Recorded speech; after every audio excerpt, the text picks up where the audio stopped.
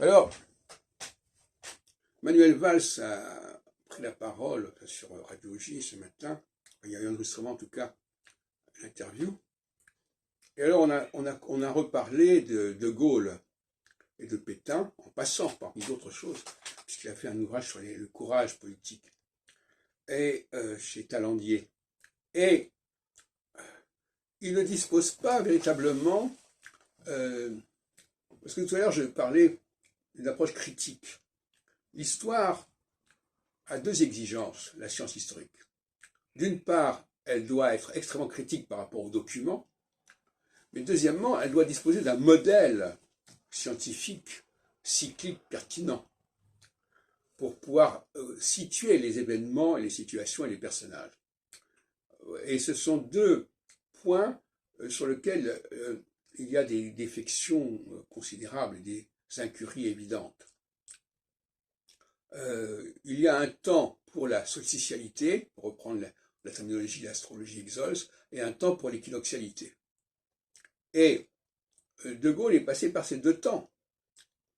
Quand il parle en 1940, à l'appel du 18 juin, il insère la France dans un ensemble beaucoup plus vaste. Vous n'avez qu'à lire son texte.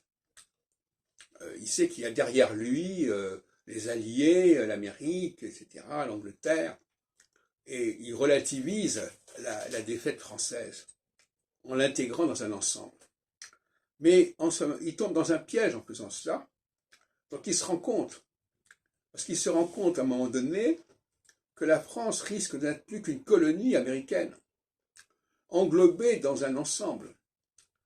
C'est ce qu'on appelle... bon, donc, Franklin Roosevelt avait des idées sur la France, sur le destin de la France, qui n'étaient pas du tout le respect de sa spécificité, mais il en faisait une province d'un ensemble beaucoup plus vaste. Bon, je ne parle même pas de l'Union européenne à ce moment-là. Et par conséquent, il y a un passage de l'équinoxialité où l'on essaie d'élargir les perspectives et où l'on se rapproche de forces qui sont de même nature. C'est d'ailleurs aussi bien vrai de côté de Gaulle que de Pétain. Pétain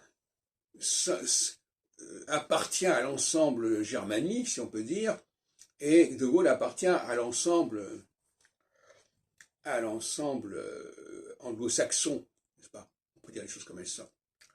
Et puis en phase, quand on passe en 42 en phase solsticiale, eh bien la sensibilité n'est plus du tout la même. Et là, De Gaulle revendique la particularité de la France, revendique le respect de la France, il y parvient d'ailleurs, qu'il obtient un siège